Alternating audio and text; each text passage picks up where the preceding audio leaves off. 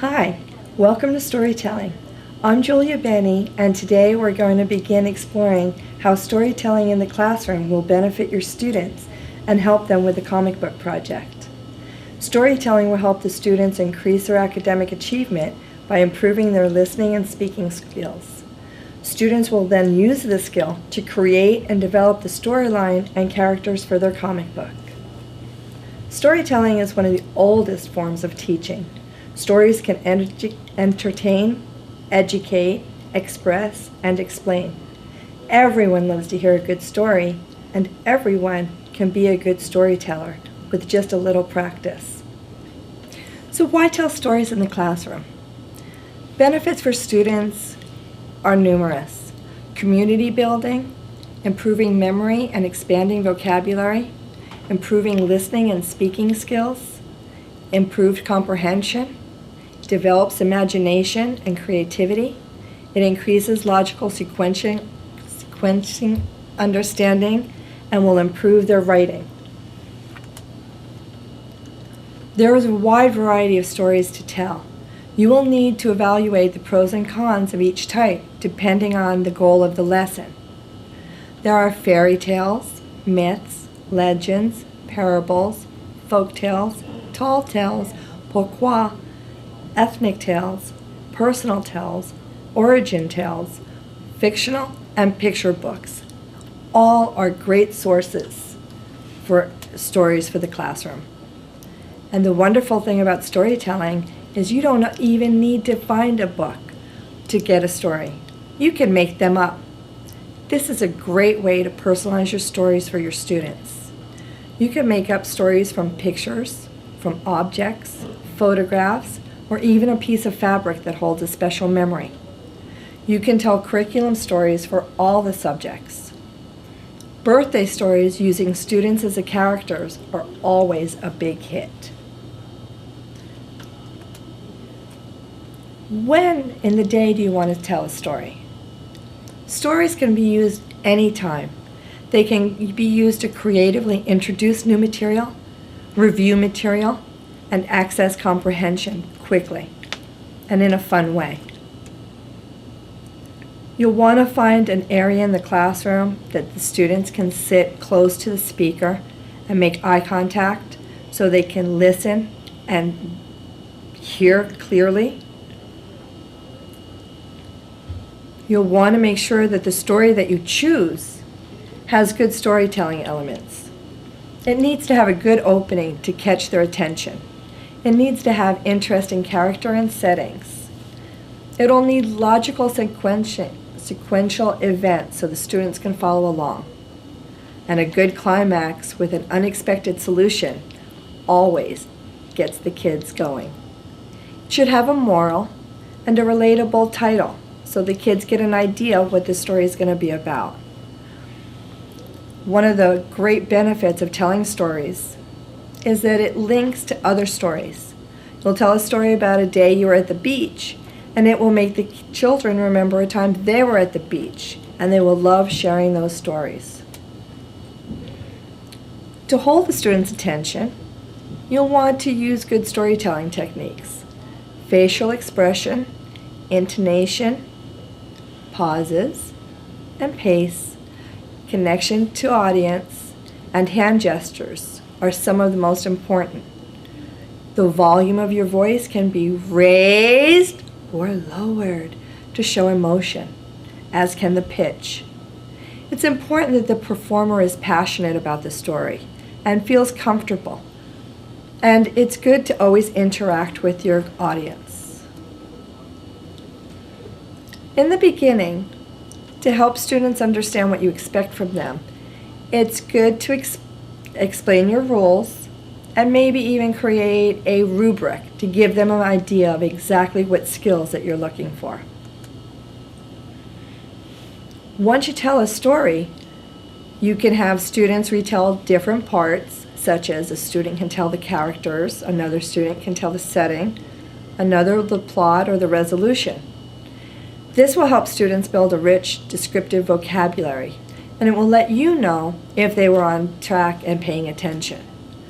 It helps with recall and memorization. From here, you can have students create alternative characters, settings, and outcomes to the story, so they can make it their own. Having the audience participate in the storytelling is always a lot of fun for the students. Stories with repeating dialogues or phrases, rhyming words, always work great, and the students really enjoy being part of the story. You can have students draw images that they imagined how the characters would look, where the story took place, what was going on in the plot. Each one of these drawings could later be used to make up a story. You could create oral and written sequels to the story. Once students understand the elements of telling, they will be able to make up their own personal and imaginary stories. Students will be able to share these stories with their class and even different classes. I like to have my students in middle school go and tell stories to the kinder and first grade students. Sometimes the opening or closing of an assembly or a special school function such as back to school night or open house are also great opportunities to allow students to showcase what they've learned. Students can write a poem, a song, or a chant about the story. They can even act it out in a play or a skit. So you may be asking, where will I get these books? And of course, the internet is always a wonderful resource. There are sites on the internet that will tell you how to tell stories and give you stories to tell. There are resources that will give you ideas for how to create and retell stories. Remember, everyone is a storyteller, so just relax and enjoy your inner storyteller. Here are a list of some of the books that you might want to try that have stories from around the world. And here are a few websites to get you started so you know where to find stories. From here, the sky is the limit, so relax and enjoy. Hi, now that we've finished part 1 of the module, I'm going to go ahead and have you relax, sit back, and I'll tell you a story. Today I'm going to tell you another story. The name of the story is The Storyteller. Once upon a time, in a kingdom far, far away, there was a king who liked to hear stories all the time.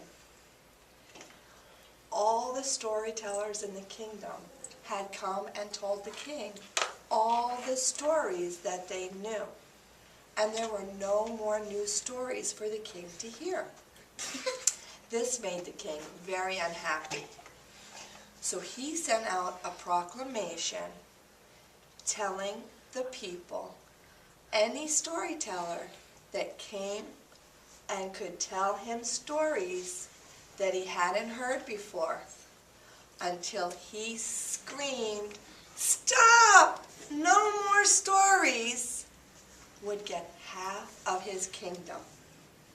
The proclamation went out far and wide. Many, many storytellers came, but they couldn't tell him any new stories. Finally, one day, a peasant girl showed up at the gates to the kingdom, and she told the guard she wanted to come and tell the king a story.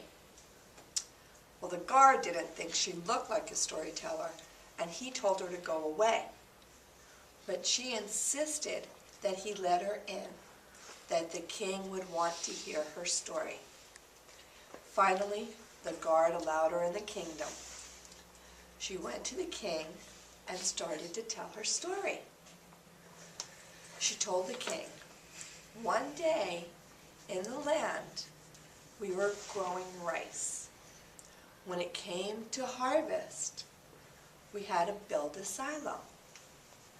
It was a very big harvest, and all the people in the village came to help. And they put all the grain in the brand new silo that they had just built. the new silo was so big you couldn't see the top of it. It was so wide, it took a day to walk around the outside of the silo. When they had built it, they didn't notice though. They had made one tiny mistake.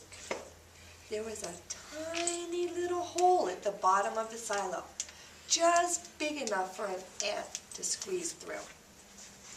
So one day, she told the king, an ant came and took a grain of rice.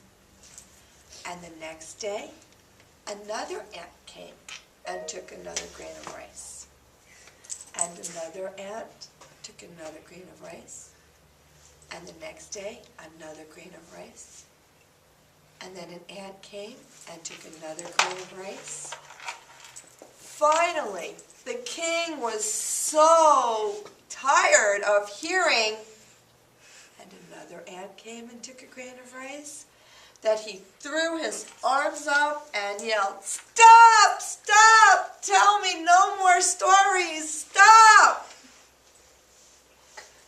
And the girl got to own half of his kingdom. And to this day, they still say, good fortune comes one grain at a time.